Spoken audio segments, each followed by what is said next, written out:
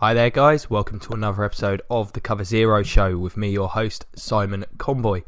Carrying on with the franchise and draft review series here, covering the last decade for every team.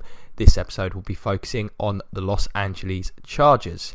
So, the way I'm doing this series, sorry if you've watched these before as I explain it, I'm just going through the record for the last 10 years, giving you their total win-loss record for each team, any playoff appearances, division titles, Super Bowl appearances, going through the coaching, head coaches in that time frame before evaluating the drafts. I'll explain that grading system once I get to that point.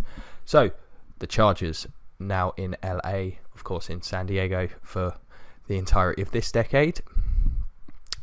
They have amassed 83 wins, 77 losses, so almost a split right down the middle, of course falling off in recent years, having been one of the model sort of franchises at the beginning of this list. They had Norv Turner from 2007 to 2012 and Mike McCoy from 2013 to 2016. So new coaching staff going into next season.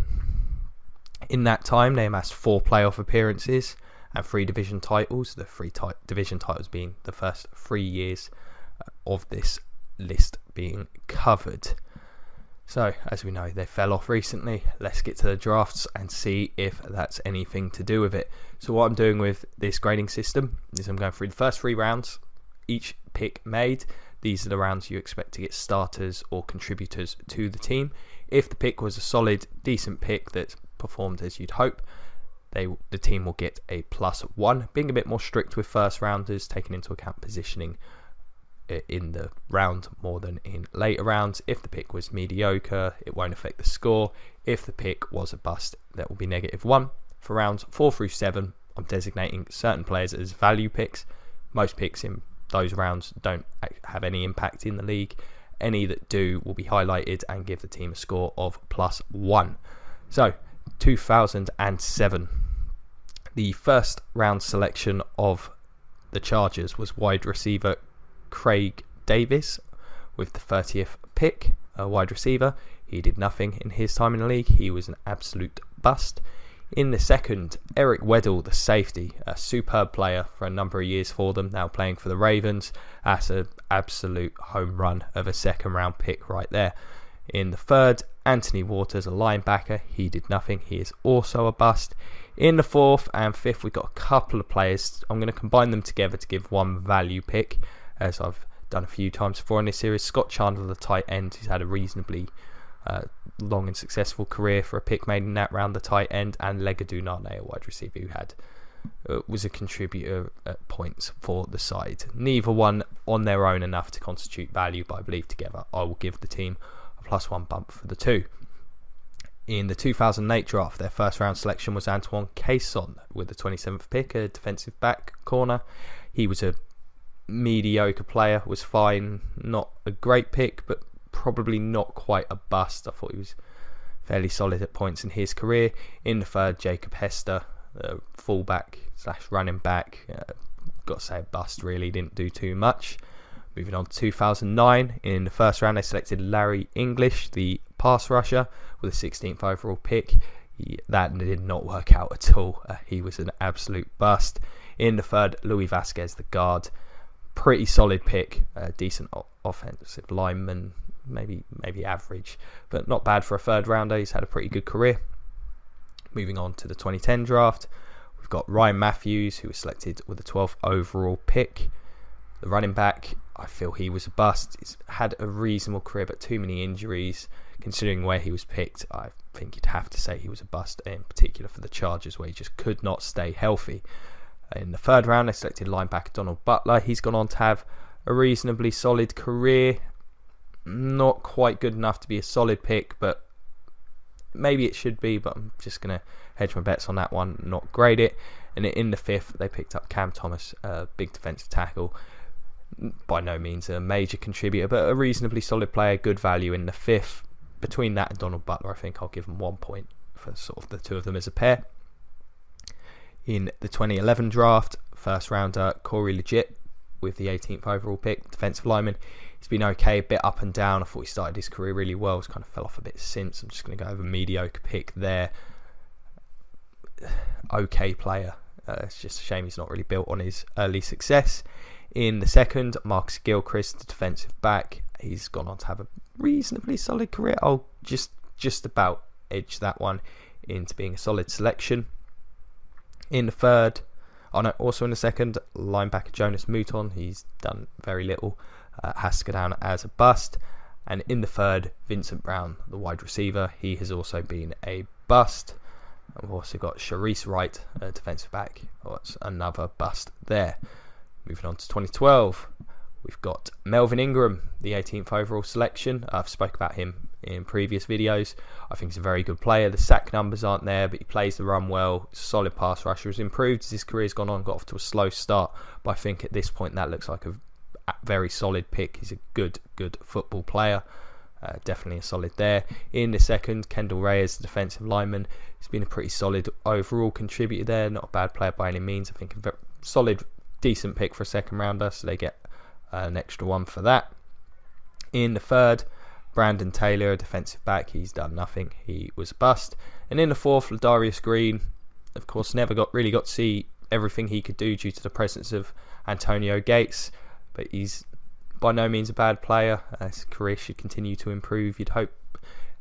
Goes down as a value selection. In the 2013 draft, we've got DJ Fluker with the 11th overall selection, the offensive lineman. Probably not quite nimble or athletic enough to play tackle like they would have hoped. Was a pretty solid guard, but too many injuries, no longer with the team. I have to go bust just because of where he was picked. Definitely not what they would have hoped for from him. In the second round, Manti Te'o, now playing for the Saints. He's been very poor coverage backer in my opinion. He was a bust. In the third, Keenan Allen, the wide receiver, who's just been incredibly unlucky the last 2 years, getting injured incredibly early in this season with season-ending injuries. When he has been on the field, he's been very effective, especially for a third rounder. So it's a definite solid. It's just a shame his career has been so unfortunate to this point. Moving on to 2014, now with the last three drafts being a bit more lenient, a bit more fence-sitting from myself. Of course, some of these players have not played enough for a real judgment to be made whether they've been a success or not. So just bear that in mind. However, if I feel strongly about a player, I will give them a grade. It's 2014, Jason Verrett, the defensive back, selected 25th overall. I think he's been a pretty good player when he's been healthy. That's been an issue. Made a Pro Bowl. He's a solid corner. They just got to hope he can stay healthy. If he can, they have a pretty good defensive backfield there. So he will be given a solid, although that could potentially change if he can't stay healthy. In the second, Jeremiah Atawochu, the linebacker. Not really done too much to this point in his career, but I'm not going to grade it as a bust quite yet. And in the third, Chris Watt, the guard. I don't even believe he's in the league at this point, so that does go down as a bust. 2015, 15th overall selection, Melvin Gordon, the running back. Really came on last year. Really liked him coming out of college. Obviously, his rookie season was a crushing disappointment, much to my fantasy team's chagrin. Last year, though, I think was a sign of things to come. I'm happy to give that one a solid. In the second, linebacker Denzel Perryman. I think he's been okay to this point. Need to see a bit of improvement to grade up to solid, but certainly not a bust at this point. And also in the third, linebacker Craig Mayer. He's done nothing, so not going to give it a bust yet. As I say, sit on the fence a bit more with these. You never know. 2016, Joey Bosa with the third overall selection. A lot of people questioned this pick. Then there was all the hoo-ha with his contract, getting on the field. Well, once he did, he was great. So that's a solid pick. You'd have to think he's only going to get better at this point, even if he maintains the level of play that he showed last season. He was probably the best player on the field in a lot of the games he was playing for this team. So yeah, definite solid there. In the second, tight end Hunter Henry. Giving this one a solid as well. Again, Antonio Gates is still kind of Philip Rivers' guy there at tight end, but I think he, as the season went on, gained a bit more of his trust. Scored 8 total touchdowns, which is very good. Should see continuous improvement there. Going to give that one a solid. In the third, Max Twerk, the centre. Not made a decision on him at this point. So pretty mediocre stuff for the most part there from the Chargers. Slightly better as of late. particularly in the first round. So in total, they had 9 solid players and only 3 value picks. That's not particularly good in either facet, along with 12 busts. So that gives them a grand total of 0, which is particularly poor. As you can see, this roster has got worse over the years. Philip Rivers has very little around him on offense in particular. I think defensively they're pretty stout at the moment. Played well last year, some good young talent there, but the offensive line is desolate. Not a lot of players at the skill positions. Of course, Keenan Allen's been an unfortunate one there. They've got Gordon, but need to get Rivers some help. And I think you can see through that grade that I think it's a fair reflection of that fact. In the first round, bit of a mixed bag. 4 solid picks that I've given them. They've all been pretty recent. Had a series of poor picks there. Craig Davis, Larry English, Ryan Matthews, all in a 4-year span. A couple of mediocre starters in that time. It explains why there was, there's a lack of sort of veteran top end talent or players in their prime at this point on this roster. So what do you guys think? Enjoyed the series so far? Been too harsh on the Chargers? Perhaps too kind in your opinion? Let me know. Facebook comments below. Find me on Twitter. Do it through the Cover Zero Facebook page. I'll do my absolute best to get back to anyone that does get in touch. Friday's episode is going to be, I think, essential viewing really to get the most out of these episodes. We're going to be going through all the figures, having done every team at that point, seeing what conclusions we can draw from all that information. I think it's going to be a really interesting, informative episode for you guys, so definitely recommend checking that one out. If you've enjoyed this video, of course, check out some of the rest. I've got all my free agency reviews from last week as well. And as always, as you guys know, if you enjoyed it, like, share, subscribe. Check out the Patreon if you can help get the show out there more. It's thoroughly appreciated from myself. As always, it's been an absolute pleasure. Thank you for your time, and as always, go Bucks.